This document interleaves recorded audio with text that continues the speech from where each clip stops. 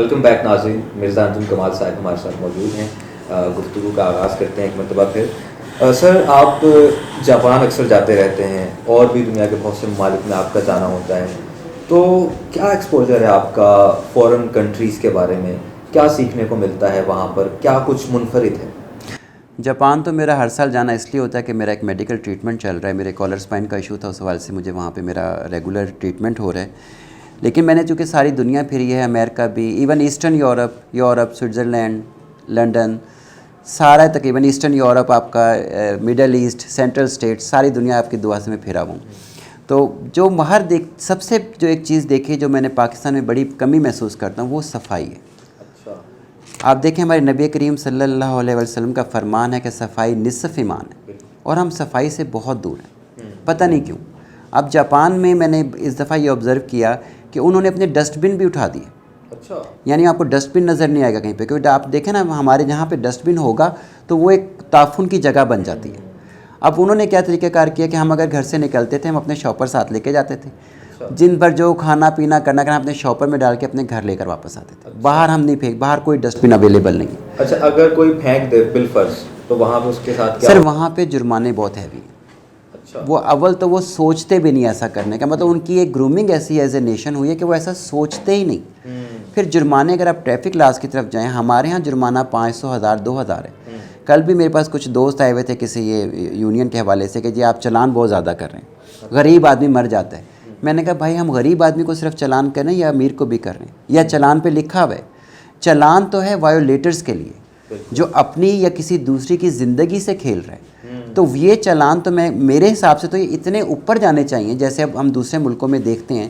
یعنی 2006 میں اسپین گیا تو مجھے دوست نے کہا کہ اپنا جو ہے آپ پچھلی سیٹ میں بیٹھا تھا کار کے کہ سیٹ بیلٹ لگا لیں. میں نے کہا ہم تو اگلی سیٹ پہ نہیں لگاتے، تو مجھے پچھلی سیٹ پہ سیٹ بیلٹ لگوا رہا ہے. تو اس نے کہا کہ نہیں تو بڑا ہیوی فائن ہوگا، جو 2006 میں تقریباً پاکستانی کو 50,000 روپے بتا رہا تھا. یعنی 2006 میں آپ پتہ نہیں کتنا ہوگا. تو میں نے ہنستے ہوئے کہا میں تو فارنر ہے، میں نہیں دواں گا. اس نے کہا نہیں لیں گے تیرے سے، لیکن تیرا پاسپورٹ بلیک لسٹ ہو جائے گا، دوبارہ تم کبھی اس زمین پہ نہیں داخل ہو سکو گے کہ تم وایولیٹرز ہو. تو یہ جو چالان ہوتے ہیں یہ وایولیٹرز کے لیے ہوتے ہیں، یعنی ان کا غریب امیر سے تعلق نہیں ہے. اب آپ کیوں کرتے ہو؟ پھر اکثر یہ کہتے ہیں جی ہمارے بھی اس چوک میں چلان ہوا پھر دوبارہ چلان ہو گیا. تو میں کہتا ہوں بھائی وایولیشن پہ وایولیشن کریں گے تو چلان ہوگا نا. اب میں نے اگر آپ کا چلان کر دیا کم عمری پہ تو آپ کو پھر نہیں چلانا چاہیے نا. اب یہ تو نہیں میں چلان کر کے آپ کو وہ 4-5 دن کا پرمٹ دے دیا کہ اب آپ چلائے جائیں. بالکل چلان تو اس وقت تک ہے، اس کو رکھ لیتے ہیں. تو میں یہی اب ہو گئے چلان ہو گئے جو 4-5 دن میرے لنگ جانے. اب میں مروں یا ماروں، اللہ نہ کرے، اللہ سب کو، میرے پاکستانی بھائی ہیں سب کو اپنی حفظ و امان میں رکھے. لیکن ہمیں یہ سوچنا ہوگا، اور یہ چلان ہمارے کچھ دوست اس کے کافی کہ جب اتنے نہیں ہونے چاہیے. جب تک آپ چلان کی ریشو نہیں، چلان صرف وایولیٹرز کے لیے، میں بار بار کہہ رہا ہوں، جو قانون توڑے گا اس کے لیے چلان ہے نا.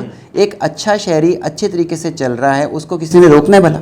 اور بلکہ غریب کے لیے جو کہا جا رہا ہے نا، آپ کو انٹرپٹ کر رہا ہوں، غریب کو سوچنا چاہیے کہ میں تو غریب ہوں، اس کو مزید سوچنا چاہیے مطلب میں کیسے افورڈ کروں. وہ یہ کہتے ہیں جی لو جی اسی کہتے ساری تنخواہ ادھر. بھائی اگر آپ وایولیشن نہیں کریں گے تو کوئی کیوں آپ سے کوئی چلان مانگے گا؟ آپ قانون کے مطابق چلیں. اور جیسے میں نے کہا کہ قرآن شریف میں لکھا ہوا ہے کہ ہمارا رزق اللہ پاک نے لکھ دیا ہے، ہماری موت تک کا، ہماری قبر تک کا. ہم کیوں غلط کام کر کے رزق حاصل کرنے کی کوشش کریں؟ کہ ہمارا اعتبار نہیں ہے اللہ پاک پہ؟ اب یہ تجاوزات کی بھی آپ نے بات کی، اگر ہم اسی بات پہ آ جائیں کہ ہمارا رزق لکھ دیا گیا ہے قبر تک کا، وہ چاہے دکان میں کہتا ہوں پچھلی گلی میں بھی چلی جائے نا تو اللہ پاک نے اس کو رزق پہنچانا. اب آپ چنیوڑ بازار میں دیکھ لیں، سینکڑوں دکانیں میڈیکل کی ہیں نا، ہر ایک کا رزق چل رہا ہے. لیکن ہمارے دکاندار حضرات یہ سمجھتے کہ نہیں ہم چیزیں اٹھا کے باہر سڑک کے اوپر رکھیں گے، لوگوں کا رستہ روکیں گے، لوگوں کو نظر آئے گی. جبکہ یہ بات اگر اس پہ بیس کر لیں، آیت پہ بیس کر لیں تو سچ کبھی بھی یہ ہماری تجاوزات بھی نہیں. وہ تو پتھر میں بھی رزق پہنچا رہی ہے، بالکل پہنچا رہی ہے وہ ذات. اچھا سر، پچھلے دنوں ایک واقعہ ہوا، بہت زیادہ المناک تھا، پورے ملک کو ہلا کے رکھ دیا. سانحہ موٹر وے سے بات کر رہا ہوں میں. پیٹرول ختم ہو جائے اگر کسی کا موٹر وے پر یا کسی بھی ہائی وے پر، تو پیٹرولنگ پولیس اس کے لیے کیا خدمات انجام دے سکتی ہے؟ میں نے آپ کو جیسے پہلے بھی بتایا، اور شاید ہمارے ابھی عوام کو اتنا نہیں پتہ، میں آپ کے وساطت سے اپنے تمام شہریوں کو بالخصوص پنجاب کو بتانا چاہتا ہوں کہ آپ جب بھی کسی ہائی وے پہ ٹریول کر رہے ہوں اور آپ کو کسی بھی ایسی سچویشن کا سامنا ہو جو آپ کے لیے تکلیف دہ ہو، اس میں پیٹرول ختم ہو جاتا ہے، اس میں گاڑی خراب ہو جاتی ہے، کوئی بھی ایسی سچویشن آپ کو ہائی وے پر آتی ہے، یو جسٹ ڈائل 1124. وہ ہمارا سینٹرل اٹھائے گا، آپ سے آپ کی لوکیشن پوچھے گا، وہ آپ کو ہماری متعلقہ پوسٹ کو بتائے گا، متعلقہ پوسٹ سے آپ کو اس وقت فون آ جائے گا، وہ آپ کی ایگزیکٹ لوکیشن لے کے آپ تک پہنچیں گے. آپ کا ٹائر پنکچر ہے، آپ بوڑھے عمر ہیں، بڑی عمر کے ہیں، نہیں چینج کر سکتے، ہمارے آفیسرز آپ کا ٹائر چینج کریں گے. آپ کا اگر گاڑی کا فیول ختم ہو گیا تو وہ آپ کے ساتھ جائیں گے نزدیکی پیٹرول پمپ پر، وہاں سے پیٹرول لے کے واپس آئیں گے. اور اس میں مزید ہمارے ہائی کمان نے یہ کہا ہے کہ جب وہ آپ کا پولیس اگر فیملی بیٹھی ہوئی ہے اس گاڑی میں اور ایک ہماری موبائل جاتی ہے تو فیملی کے پاس ہمارا مسلح گارڈ ڈیوٹی کرے گا کہ ان کو کوئی تنگ نہ کر سکے. تو یہ بہت بڑی فیسلٹیز ہے جو شاید ابھی تک انویئر تھے، اب آپ کے تھرو یہ لوگوں تک پہنچے گا کہ ہائی ویز پہ، کیونکہ اب میرے پاس فیصل آباد میں 22 پوسٹیں ہیں اور پورے ریجن میں 50 پوسٹ ہیں، اور یہ بہت بڑی اماؤنٹ ہے، مطلب بہت ساری ہائی وے سیکیور ہیں، لیکن چونکہ پتہ نہیں لوگوں کو. Simple dial 1124، simple dial 1124 in case of any emergency.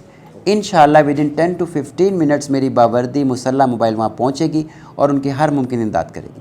اس سلسلے میں ہمارا ایجوکیشن یونٹ ہے، وہ اویئرنیس بھی دے رہا ہے، کمپین بھی چلا رہا ہے، مختلف اداروں میں بھی جا رہا ہے. بلکہ میں نے ابھی ہمارے ایجوکیشن یونٹ کے انچارج ہیں رضوان بھٹی، انہوں نے 1122 کے ساتھ مل کے ہم تمام اپنے لڑکوں کو فرسٹ ایڈ کی بھی جو ہیں وہ ٹریننگ کروا رہے ہیں. چونکہ ظاہر ہم فرسٹ رسپونڈنگ فورس ہیں، 1122 پورے ریجن میں اویلیبل نہیں ہے، لیکن 1124 کو ہم اپڈیٹ کر رہے ہیں کہ یہ medical at least first aid دے سکے، فرسٹ ایڈ بھی نہیں آتی اور یہ پرووائڈ کر سکے. تو اس سلسلے میں ہمارا یہ بڑا احسن اقدام ہے، اور انشاءاللہ میں نے اس کا چارج لینے کے بعد اسی چیز کو ایکٹیویٹ کر رہا ہوں کہ میری موبائلیں ٹائملی رسپونڈ کریں، موقع پہ موجود ہوں. اور دوسری جو میری محنت ان پہ ہو رہی ہے، میں اکثر ان سے بات کرتا ہوں، وہ اخلاق ہے کہ اخلاق بہتر بنا لو. نبی کریم صلی اللہ علیہ وسلم کا فرمان ہے قیامت کے دن میرے سب سے قریب وہ ہوگا جس کے اخلاق بہتر ہوں گے. تو ہم اخلاق بہتر کریں گے، ہمیں دنیا بھی مل جائے گی، ہمیں دین بھی مل جائے گا. بالکل درست کہا سر آپ نے. ایجوکیشن ونگ کی سر آپ نے بات کی، آپ نے بتایا کہ یہ ریسکیو ڈپارٹمنٹ کے ساتھ مل کے جو ہے کچھ انیشیٹوز لیے ہوئے ہیں آپ نے. تو ایجوکیشن ونگ جو ہے یہ پولیس ڈپارٹمنٹ کا اپنا ونگ ہے؟ نہیں، یہ ہر ڈپارٹمنٹ کا ایک ونگ ضرور ہوتا ہے. ٹریفک پولیس کا اپنا ونگ ہے، موٹر وے پولیس کا اپنا ونگ ہے، اور ان کا کام ہی یہ ہوتا ہے کہ جو وہ کر رہے ہیں، جو وہ سروسز ہیں جو وہ کر سکتے ہیں.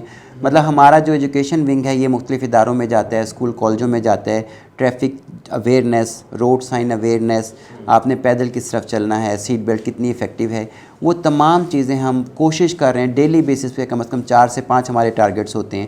جہاں بڑی گیدرنگ ہوتی ہیں، ڈی ایس پی صاحب بھی جاتے ہیں، میں بھی وہاں جایا کروں گا ابھی تک، کیونکہ ابھی مجھے تھوڑے دن ہوئے.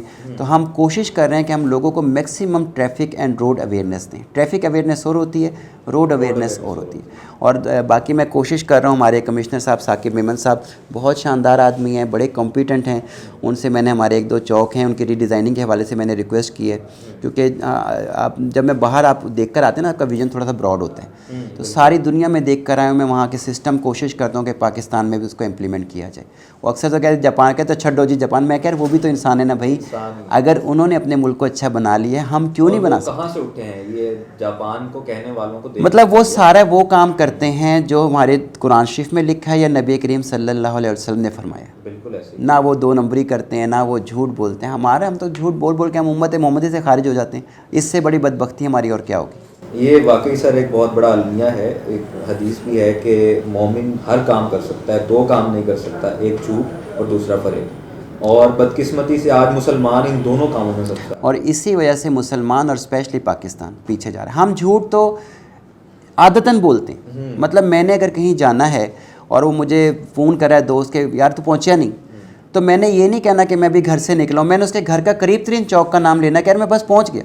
یار سمپلی بتاؤ کہ بھائی میں لیٹ ہو گیا ہوں، معذرت چاہتا ہوں، میں 10 منٹ میں پہنچ جاؤں. بس پہنچ گیا بھی 5 سے 10 مرتبہ. لیکن میں نے یہ دیکھا ہے کہ وہ جھوٹ چاہے مذاق میں ہو، آپ بچوں سے بھی بولیں، جھوٹ ہوتا ہے. اور جھوٹ بول کے ہم کس امت سے خارج ہو رہے ہیں؟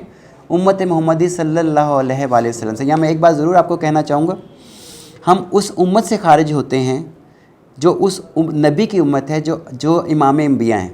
انہوں نے انبیاء کی امامت کرانی، انہوں نے انبیاء کی امامت کرانی ہے. ٹھیک ہو گیا. اور جب ان کے بیٹے فوت ہو گئے تو صحابہ نے کہا یا رسول اللہ ایک دعا ہے, آپ وہ مانگ لیں آپ کے بیٹے کی زندگی مل جائے گی.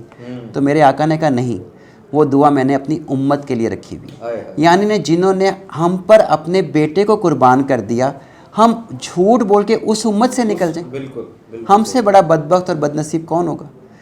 اگر بس میرا یہ آپ کے تھرو سب کو ریکویسٹ یہ کہ اپنے اخلاق بہتر بنائیں اور کائنڈلی زندگی سے جھوٹ نکال دیں. زندگی بہت چھوٹی ہے, بڑی مختصر ہے, بہت چھوٹی ہے.